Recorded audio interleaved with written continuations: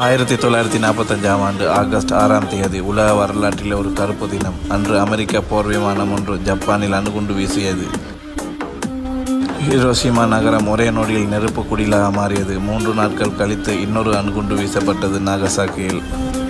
ஆயிரம் அப்பாவி உயிர்கள் அநியாயமாக பறிபோன அந்த செய்தியை கேட்டபோது ஒரு விஞ்ஞானி முழு நாளும் தன் கைகளில் முகத்தை புதைத்துக்கிட்டு விம்மி அழுதாரு. ஏன் தெரியுமா? அந்த அணுகுண்டின் அடிப்படையாக இருந்தது அவரே கண்டுபிடிச்ச அறிவியல் கோட்பாடு. அறிவியல் நன்மைக்காகவே பயன்படணும் என நம்பியவர் தான் 20ஆம் நூற்றாண்டின் தன்னிறைவு விஞ்ஞானி ஆல்பர்ட் ஐன்ஸ்டைன்.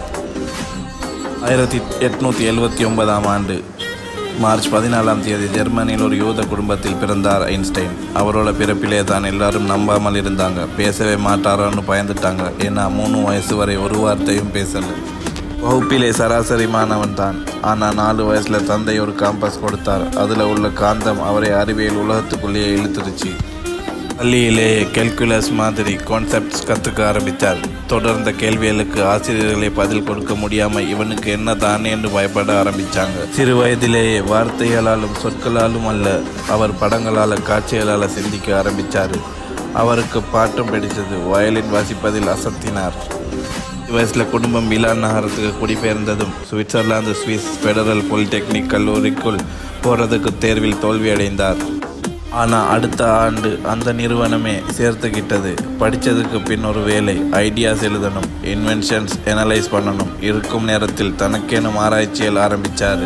1905ஆம் ஆண்டு அறிவியல் உலகே அதிர்ந்தது. ஐன்ஸ்டைன் சொன்னார், E=mc+, அதாவது மேட்டர் ஈக்குவல் டு எனர்ஜி. அதுதான் தியரி ஆஃப் ரியாலிட்டிவிட்டி, சார்பியல் கோட்பாடு. அந்த கோட்பாடு உலக விஞ்ஞான வரலாற்றையே புரட்டி போட்டது. அவருக்கு வயசு தான் 26. ஆனால் கண்ணுக்கு புலப்படாத சக்தியை அவர் நனவாக்கிட்டார். 1921ஆம் ஆண்டு நோபல் பரிசு பெற்றார். ஆனால் E=mc² இல்லை, ஃபோட்டோ எலக்ட்ரிக் எஃபெக்ட்காக. ஏன்னா சார்பியல் கோட்பாடு இன்னும் பரிசுத்த நிலையில் இல்லை. பின்னர் ஹிட்லர் ஆட்சியில் யூதர்களுக்கு எதிரான நிலை ஏற்பட்டதும் அவர் அமெரிக்காவுக்கு புலம்பெயர்ந்தார். அங்கேயே அவரோட மிகப்பெரிய பிழை நடந்தது.